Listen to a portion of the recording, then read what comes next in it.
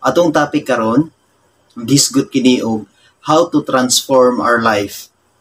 Adunay pito ka steps aron ma-transform nato atong kinabuhi isip Kristohanon. Una, moral excellence. Igsuon, isip mga katawhan sa Ginoo, maningkamot gid kita sa pagbuhat og maayo. Pagbuhat sa mga butang nga makapahimuot sa uban ug makapahimuot sa Ginoo. Ug atong likayan ang mga dili maayong mga buhat. Atong likayan ang ikadaot sa uban, atong likayan ang ikadaot sa atong kaugalingon, ug atong likayan ang pagbuhat sa mga butang nga dili uyon sa kabubuton sa Ginoo. Ikaduha, mao kanang knowledge. Igsuon, dili na siya knowledge nga kalibutanon. Ang pagbaton og kaalam nga Kristohanon igsuon, dako gayud kini kaayo ug tabang sa atong kaugalingon nga ma-transform, nga mausab ang atong kinabuhi, pagkinabuhi nga Kristohanon. Aduna kitay kaalam about sa Biblia, tudluan kita sa pagkinabuhi nga matarong, sa pagkinabuhi nga Kristohanon, sa pagkinabuhi nga uyon sa kabubuton sa Ginoo. Maong importante gayud kaayo igsuon na ang kaalam nga naa kanimo karon, ang kaalam nga imong i-desire sa imong kaugalingon, ang kaalam nga imong iampo sa Ginoo, dili kaalam nga kalibutanon, kundi dili kaalam nga Kristohanon, kaalam nga Kristohanon igsuon. Ug ang ikatulo, mao kining self-control. Igsuon, aron ma-transform ang atong kaugalingon, kinahanglan naa kitay self-control. Dili nato patuyangan ang atong kaugalingon, kay isip mga tawhanon usahay ang atong kaugalingon atong gipasagdaan nga dili na di ito angay buhaton, pero atong gibuhat, atong gisulti, unya nakalapas na dai kita sa kabubuton sa Ginoo. Maong kinahanglan igsuon nga aduna kitay self-control, aduna kitay pagkontrol sa atong kaugalingon. Dili nato patuyangan ang atong pagkatawhanon, dili nato patuyangan ang desire sa atong pagkatawhanon, kundi atong i-control atong kaugalingon kay tungod niana ma-transform ang atong kaugalingon sa pagkinabuhi nga Kristohanon. O ang ikaupat, mao kining patient endurance. Importante gyud kaayo igsuon nga atong i-practice ang atong kaugalingon nga aduna kitay pasensya, kabalo kitang mosabot, kabalo kitang mopailob sa uban sa atong isig katawo, kay tungod niana usa ka na kapaagi para ma-transform ang atong pagkinabuhi nga Kristohanon. Tuang ikinabuhi atong puy-an nga aduna kitay pasensya, aduna kitay pailob, dili nato patuyangan ang atong kaugalingon. Nasayod ako nga ang matag tao adunay pride, apan pinaagi ni Lord, si Lord ang mopahumok sa imong kasing-kasing. Ug ang ikalima, mao nang godliness. Igsoon atong puy-an ang pagkinabuhi nga Kristohanon. Makita ug ma-reflect ang imong kinabuhi, ang atong kinabuhi ma-reflect sa uban ang atong pagka-Kristohanon. Dal-o nato ang image sa Ginoo nga makita nila nga ikaw ang good example, ikaw ang maayong modelo, ikaw ang maayo nga sulundon tungod kay imong gipakita ngadto sa imong isig katawo nga ang Ginoo kaya niyang mo-transform sa imong kaugalingon, kaya niyang mubag-o og tawo, kaya niya nga mubuhat sa bisan unsa sa imong kaugalingon. Imong ipakita ang pagkagamhanan sa Ginoo. Sa bisan unsa imong buhaton, ikaw magapasidungog sa Ginoo. Imong gidala ang image sa Ginoo.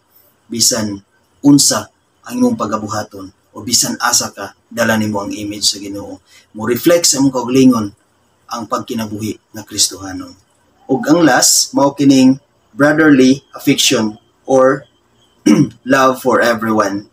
Igsoon kinahanglan nga aron ma-transform ang atong kaugalingon, aduna kitay paghigugma sa atong isig katawo, aduna kitay maayong relasyon, aduna kitay pakigdait ngadto sa atong isig katawo, tungod kay ang gusto ni Lord nga kitang tanan adunay pakigdait sa atong isig katawo, ug aduna kitay paghigugma sa atong isig katawo isip mga igsuon diha ni Kristo. Tungod kay nag-ingon siya sa iyang pulong siya diri sa Roma 12 versikulo 10, paghigugmaay kamo pag-ayo, ingon nga mga igsuon diha kang Kristo, o pagtinahuray kamo. Igsuon, sugo ni Lord nga maghigugmaay ang matag usa isip mga igsuon diha ni Kristo, o magtinahuray kita o pinaagi niya na igsuon matransform ang atong kaugalingon, matransform ang atong pagkinabuhi nga Kristohanon, o mo-reflect sa imong kaugalingon ang pagkinabuhi nga Kristohanon, o ilang makita diha kanimo ang image sa Ginoo, ug mahimo kita na maayo nga modelo sa tanan nga katawan. Kinahanglan gyud atong i-transform ang atong kaugalingon tungod kay nag-ingon siya diri sa Jeremiah 29 versikulo 11. Nag-ingon siya diri, "Ako lamang ang nasayod sa akong mga laraw alang kaninyo. Sa paghimo kaninyong mauswagon, inay maalaot og paghatag kaninyo kaugmaon nga inyong gipangandoy." Igsoon, ang Ginoo nasayod sa atong mga laraw. Sa tanan nga gusto nga atong buhaton, nasayod ang Ginoo. Nasayod na si Lord. Maong usahay kung mubuhat kita og sukwahi diha sa iyang mga laraw. Kung mubuhat kita sa mga butang nga dili uyon siyang kabubuton, niingon siya nga malaot gayud kamo. Igsuon, ato gayong sundon sa kanunay ang laraw na gusto ni Lord nga atong ipabuhat. Tungod kay kung atong patuyangan ang atong kaugalingon, kung atong patuyangan ang atong mga desire nga para nato munay sakto, o para nato umuuswag ta pinaagi ni ana, ingon si Lord nga malaot ka. Malaot ka kung imong patuyangan ang imong mga pangandoy nga dili uyon sa iyang kabubuton. Tungod kay nag-ingon siya igsuon sa Jeremiah 29 versikulo 12, "Unya mo sangpit o muduol kamo ug mag-ampo kanako ug tubagon ko kamo." Igsuon, atong i-transform ang atong kaugalingon. Atong i-transform ang atong hunahuna. Igsuon, atong i-practice ang atong kaugalingon. Atong i-transform ang atong kaugalingon. Atong i-transform ang atong hunahuna. Atong i-transform ang atong mga desire. Atong usbon ang atong pagkinabuhi. Magkinabuhi kita diha sa Ginoo. Tungod kay nag-ingon siya diri sa iyang pulong na kung musampit ka ni Lord, kung muduol ka ni Lord, tubagon ka gayud niya. Ug nag-ingon pa gani siya sa Jeremiah 29 versikulo 13, "Mangita kamo kanako ug makaplagan ako ninyo sa dihang kinasingkasing ang inyong pagpangita kanako." Igsoon, kung kinasingkasing imong paduol sa Ginoo, kung kinasingkasing ang imong pag-ampo kaniya, kung kinasingkasing ang imong pagsampit sa Ginoo, igsoon, tubagon ka gayud ni Lord ug makaplagan nimo si Lord igsoon. Ug hinaot nga pinaagi sa power sa Ginoo nga maoy mag-uban kanato sa kanunay, tungod kay kung